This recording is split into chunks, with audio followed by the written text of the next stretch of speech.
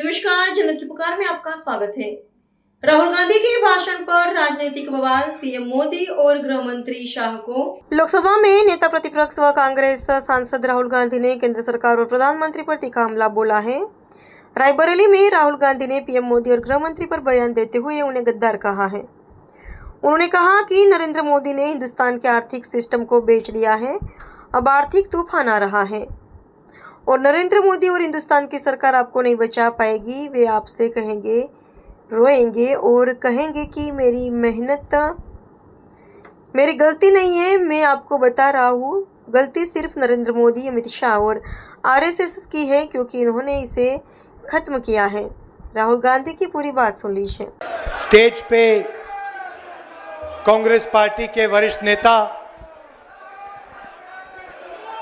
PCC president Rai ji, CLP leader Mona ji, Avinash Pandey ji, Kishori Lal Sharma ji और बाकी जो कांग्रेस पार्टी के नेता हैं,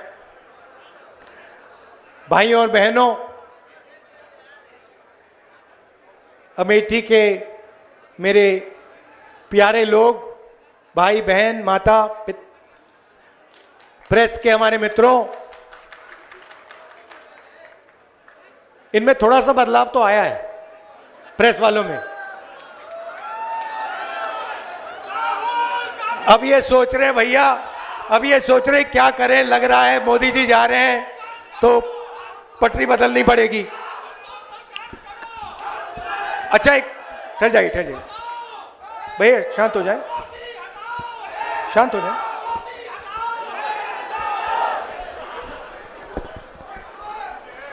बड़ा जोश है तो सबसे पहले यहां आप गर्मी में आए, मेरी बात सुनने आए, इसके लिए दिल से आप सबको धन्यवाद करता हूं। और मुझे काफी चेहरे पहचान में आ रहे हैं, तो आप सबका बहुत बहुत नमस्कार। पता नहीं आपने आज मोदी जी का वीडियो देखा, नहीं देखा? देखा? व्हाट्सएप यूनिवर्सिटी वालों ने देखा? वो इटली की राष्ट्रपति मेलोनी है, उनको नरेंद्र मोदी जी टॉफी खिला रहे हैं। रील बनाई है, हिंदुस्तान के प्रधानमंत्री इटली के प्रधानमंत्री को, मेलोनी को मेलोडी टॉफी दिए हैं। हेलो, हाँ, जाने से, हेलो, माइक तो ठीक करो भाई। जाने से पहले हिंदुस्तान में भाषण दिया, जाने से पहले कहा, इटली जाने से पहले, मेलोनी जी से मिलने से पहले उन्होंने हिंदुस्तान से कहा कि देखो, आर्थिक तूफान आ रहा है, कम पेट्रोल का प्रयोग करो, सोना मत खरीदो, इलेक्ट्रिक गाड़ी खरीदो और विदेश में दौरा मत करो। और फिर उसी के एक दिन बाद 3-4 हजार करोड़ रुपए के हवाई जहाज में नरेंद्र मोदी घुसे, इटली की ओर गए, जेब में टॉफी ले गए और वहां की प्राइम मिनिस्टर को उन्होंने मेलोडी टॉफी खिलाई। अब देखिए ये क्या देश की जनता के साथ क्या खिलवाड़ हो रहा है। मतलब देश में पेट्रोल की कमी, गैस की कमी, बिजनेस बंद हो रहे हैं, फैक्ट्रियां बंद हो रही हैं, महंगाई बढ़ती जा रही है, किसानों को खाद नहीं मिलेगी, पूरा का पूरा इंडस्ट्रियल सिस्टम हिलेगा। समय आने वाला है, ईरान ने, अमेरिका और ईरान की लड़ाई हुई, उसने हॉर्मुज को बंद कर दिया। 20% तेल मार्केट से हट गया और नरेंद्र मोदी एकदम मेलोनी जी के पास जाते हैं, उनको टॉफी खिलाते हैं और ऐसे रील बनाते हैं।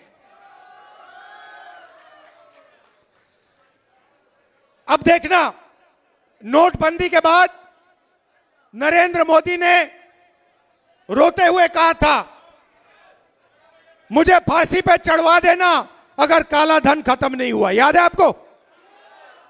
रोते हुए कहा था। कोविड के समय लॉकडाउन कर दिया, मजदूरों को मरवा दिया, किसानों को खत्म कर दिया। हाथ जोड़ के रोते हुए कहा, मुझे फांसी पे चढ़ा दो, मुझे फांसी पे चढ़ा दो। फिर से हाथ जोड़ने का टाइम आ रहा है, फिर से रोने का टाइम आ रहा है, फिर से हाथ जोड़ने का टाइम आ रहा है। मगर आप एक बात याद रखिए, नोटबंदी हिंदुस्तान के किसानों पर, मजदूरों पर, छोटे व्यापारों पर आक्रमण था।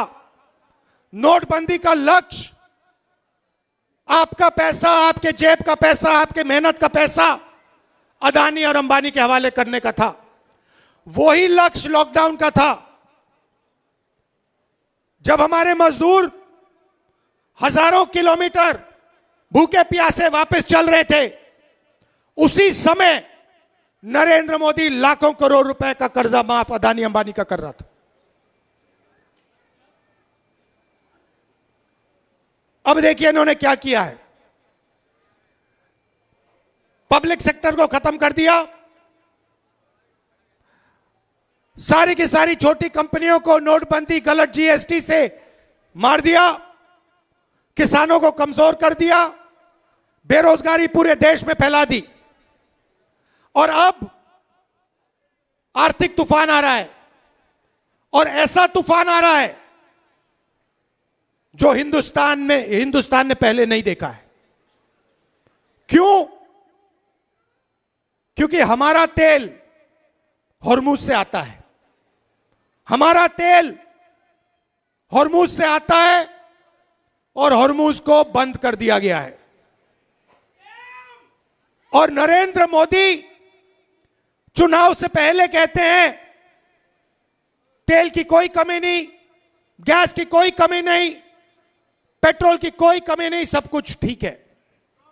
मैं 2 महीने से कह रहा हूं, पार्लियामेंट में कहा,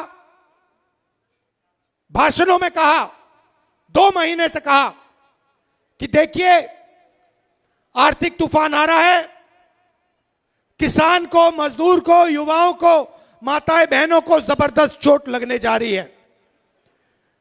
बीजेपी वाले मेरा मजाक उड़ाते हैं। नरेंद्र मोदी ने जो करना था पिछले 3 महीने में, जो आपकी प्रोटेक्शन करनी थी, जो दीवार, आर्थिक दीवार खड़ी करनी थी आपके लिए, वो उन्होंने नहीं की। उल्टा वो जाकर मेलोनी जी के साथ टॉफी खा रहे हैं और वीडियो बना रहे हैं, वीडियो बना रहे हैं जैसे मजाक चल रहा है। वापस आएंगे, आप देखना क्या होता है। वापस आएंगे, आर्थिक तूफान आएगा, गरीब लोगों को चोट लगेगी, किसानों को खाद नहीं मिलेगी, पेट्रोल डीजल के दाम आसमान तक पहुंच जाएंगे, महंगाई बढ़ेगी। उसके बाद नरेंद्र मोदी हाथ जोड़ेंगे, कहेंगे भाइयों और बहनों मुझे फांसी पर चढ़वा दो। रोएंगे, कहेंगे मेरी गलती नहीं है, अगर मेरी गलती है तो मुझे फांसी पे चढ़ा दो, कहेंगे। आप देखना। तो मेरा कहना है कि उनका काम अर्थव्यवस्था की रक्षा करना है, उनका काम देश की रक्षा करने का है, उनका काम अदानी और अंबानी। भैया गर्मी है, डिस्टर्ब मत करो, गर्मी है, डिस्टर्ब मत करो, लोगों का मूड खराब हो जाएगा, वो आपके नारे सुनने नहीं आए हैं। तो उन्होंने क्या किया है पिछले 12 साल में? देश की रक्षा हमारा संविधान करता है, हमारी संस्थाएं करते हैं, हमारे इंस्टीट्यूशंस करते हैं, इलेक्शन कमीशन करता है। मैंने मीडिया के बारे में मजाक उड़ाया, मगर इनकी जिम्मेदारी लोकतंत्र की रक्षा करने की होती है। नरेंद्र मोदी जी ने पिछले 12 साल संविधान पर आक्रमण किया है, हमारी सारी की सारी संस्थाओं को नष्ट किया है। आरएसएस के लोगों को हर यूनिवर्सिटी में वाइस चांसलर बनाया, इलेक्शन कमीशन को पूरा कंट्रोल किया, वोट चोरी का सिस्टम बनाया, जुडिशरी पर दबाव डालकर उनको डराकर उन्होंने अदानी अंबानी की पूरी मदद की।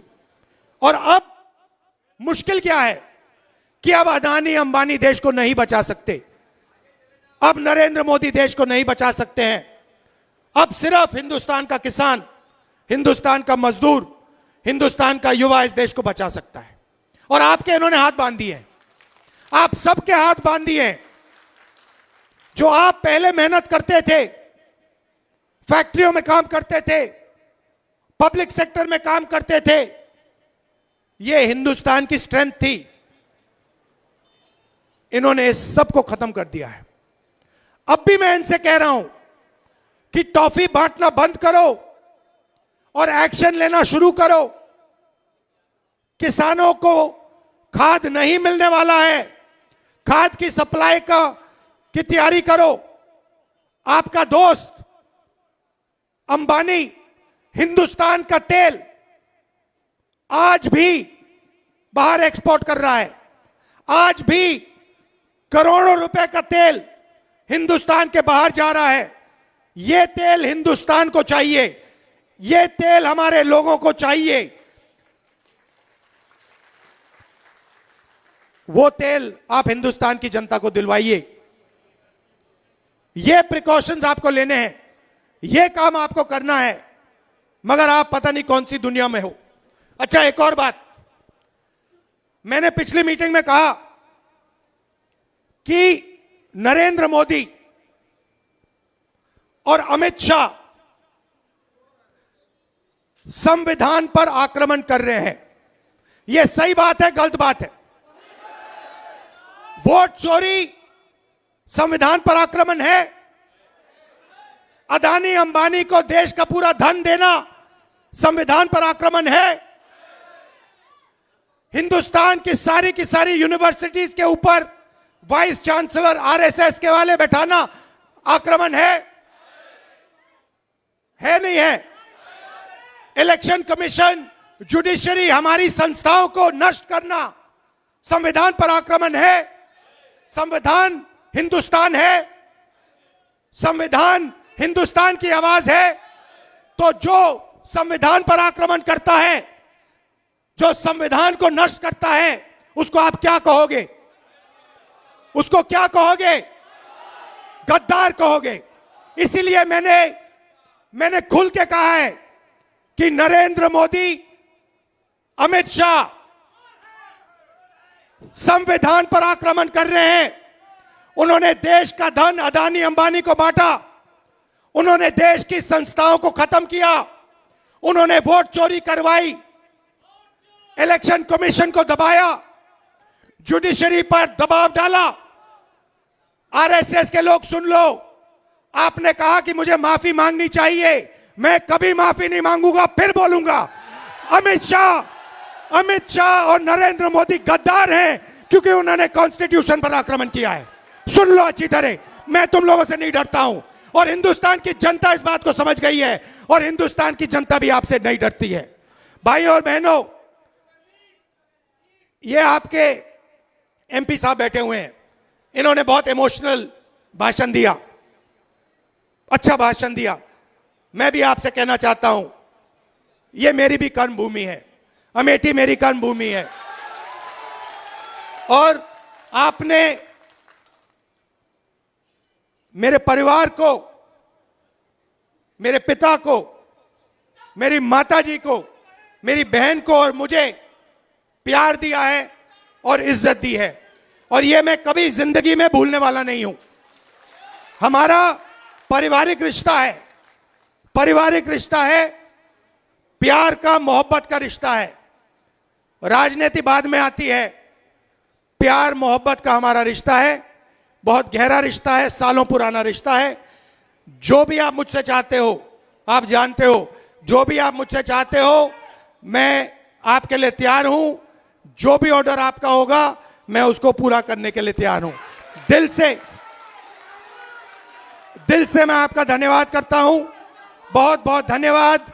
नमस्कार, जय हिंद। अगर आपने हमारा अभी तक चैनल सब्सक्राइब नहीं किया है तो कृपया चैनल सब्सक्राइब कर लें, लाइक करें, शेयर करें, कमेंट करें। तो मिलते हैं फिर किसी और खबरों के साथ। नमस्कार।